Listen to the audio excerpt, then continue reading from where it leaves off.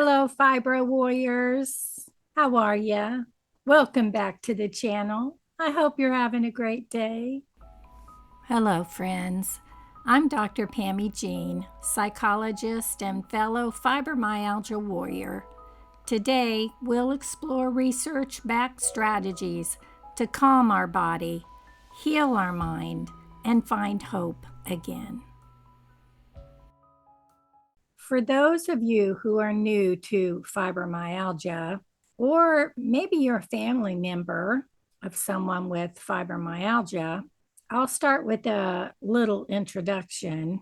Fibromyalgia is a chronic, long-lasting, meaning forever until there's a cure, condition where patients experience widespread chronic musculoskeletal pain, meaning all over the body, debilitating fatigue, and is often accompanied by psychological symptoms such as anxiety and depression. These are due to the symptoms and not a cause of fibro. A systematic review and meta-analysis estimates that approximately 46.58% of fibro patients experience anxiety, while 50.79% suffer from depression.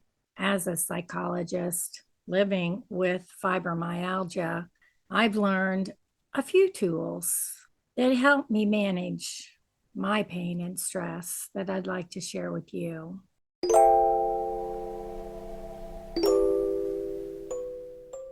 The mind can be a powerful tool in altering the perception of pain. Techniques that harness this power are known as mind-body medicine and are helpful in relaxing tight muscles and reducing anxiety and fibromyalgia. Today, I'll share 5 mind-body tools that make the biggest difference according to the research on them and how you can use them too. Here we go.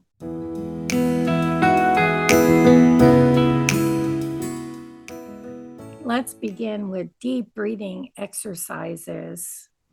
One very important complementary holistic management strategy for fibromyalgia is deep breathing exercises, or what we call relaxation exercises. Deep breathing is important for fibromyalgia because it reduces stress, improves pain management, and enhances physical function. It can help calm our nervous system. That's what we need. Increase oxygen flow, relax our tense muscles, and improve a person's ability to perform daily activities by making movement easier and less energy intensive, according to a 2018 study. And I can attest to these. They help me to relax, calm down, and loosen my stiff muscles, thereby decreasing my pain. I love that.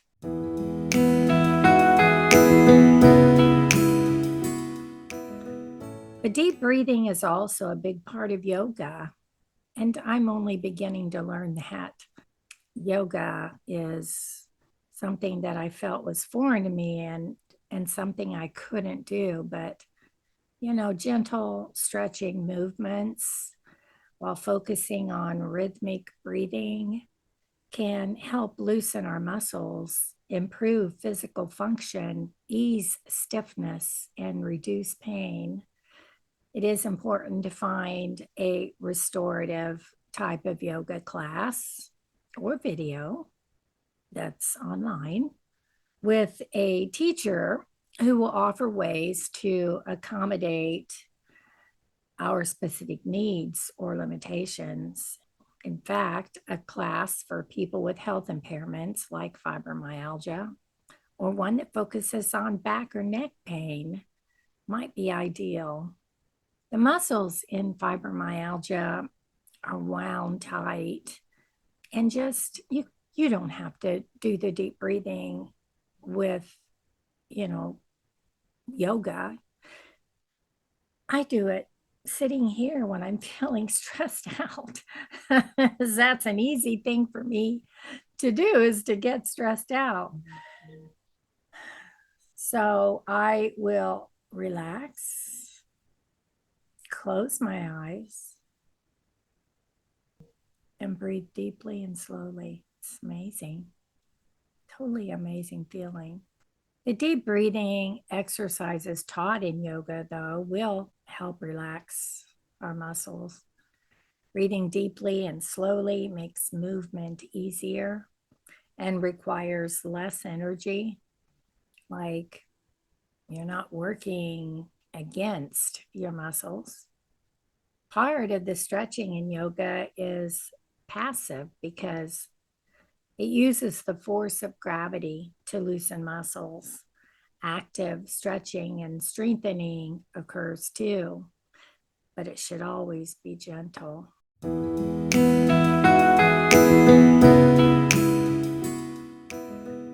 As a psychologist, of course, I wholeheartedly believe in cognitive behavioral therapy. It's a structured, time limited psychotherapy that aims to identify and modify negative thought patterns and behaviors.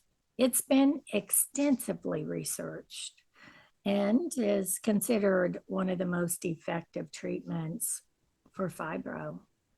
A literature review emphasized that CBT, cognitive behavioral therapy, could improve both pain management and associated depressive symptoms in fibro patients.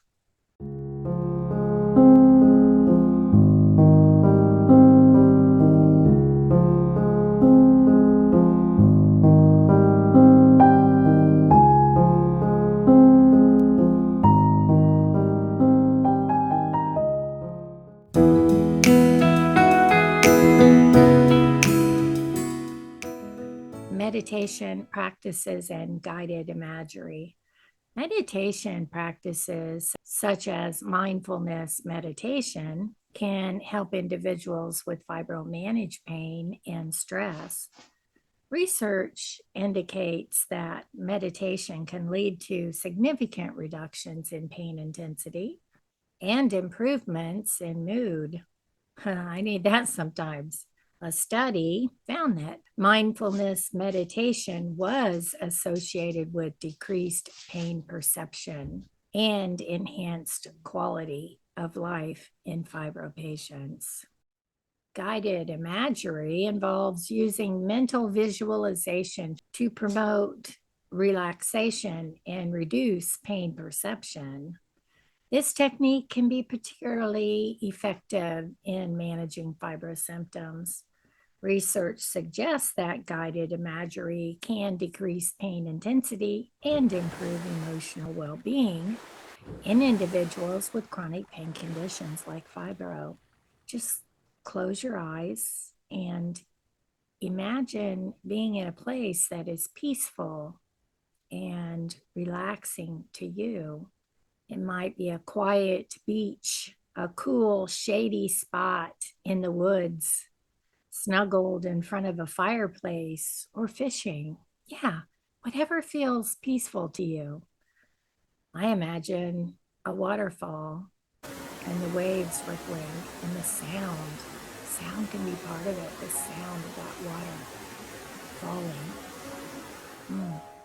I just love that. I've provided a link on how to do this. I'm not as great at it. So I turn a waterfall or something similar on YouTube and use that to get started. But I've provided a link on how to do this wonderful technique.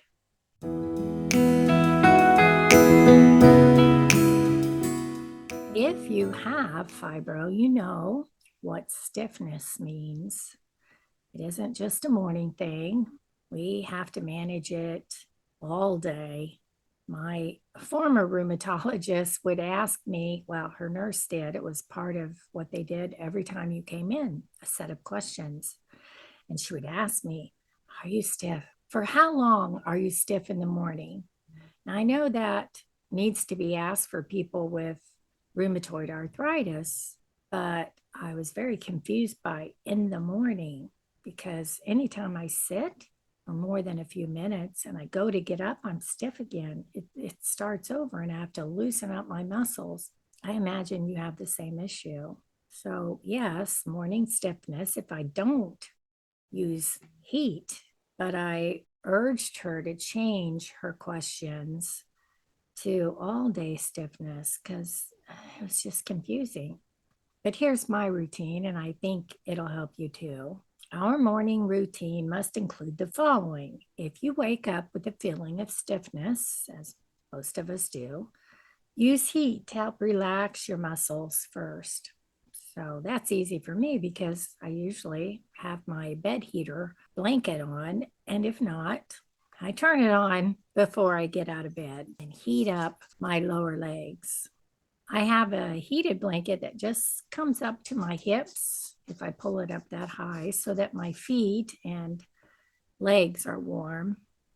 Then a warm shower or a hot wrap, like sticking a towel in the dryer and heating it up real good and just wrapping that around my calves, or neck and shoulders. You can heat your neck and shoulders up. Now, I've shown you this before in the past, but I love this thing. It goes around my neck.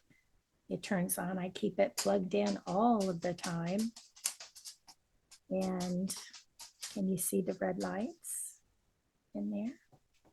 So I put that around my neck and it's wonderful. And then, of course, I've shown you my red light pad by Lumi. It's got a bunch of red lights. I don't have it plugged in, but I love that thing. I put it on my back. It's wonderful. I can also wrap it around my legs, my lower legs as well. Very helpful. For me, that's the gold standard.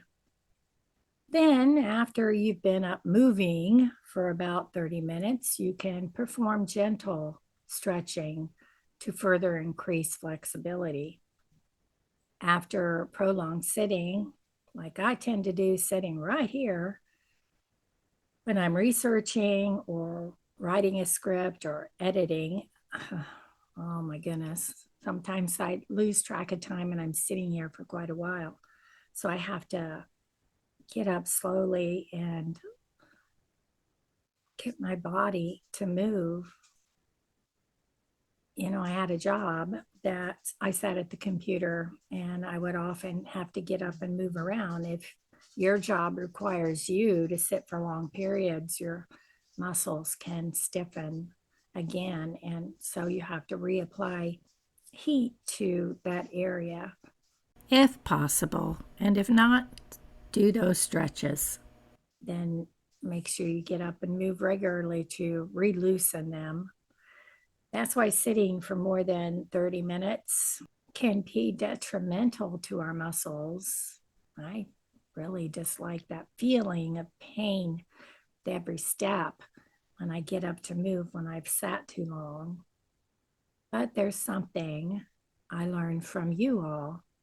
If you have hypermobility or hypermobile joints, common in people with fibromyalgia, be extra careful to avoid overstretching and don't make your heat too hot. I love the hot, and I mean, not to the point of burning my skin, but I do love it hot, and I love a hot bath, hot shower. But for you, it'll make you miserable, so keep it cooled down. Combining heat to as much as you can with gentle stretching is beneficial and reduces the impact of myofascial trigger points during exercise as well.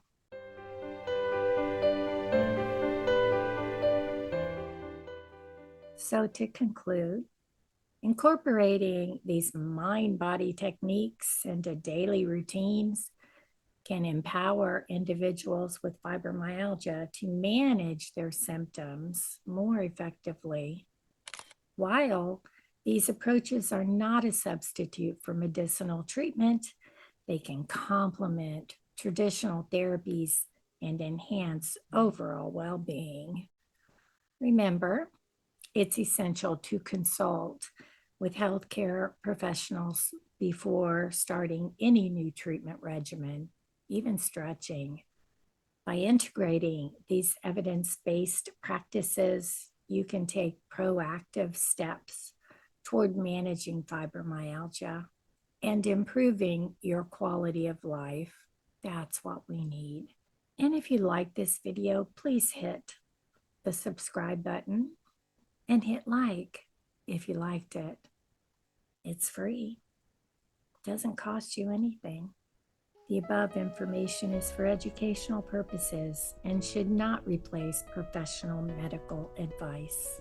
So if you try one of these, let us know in the comments section. We're learning together. That's what I have for you today, friends. I hope you learned something.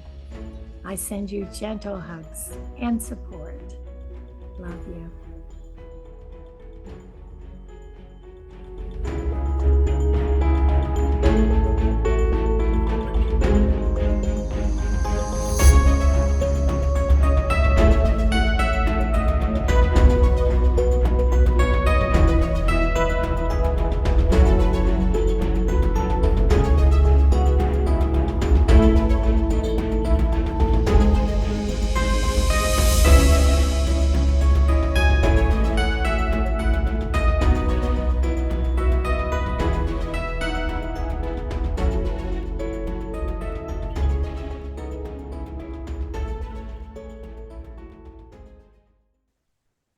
I need to turn my phone off. It won't shut up. Keeps making noises. There we go.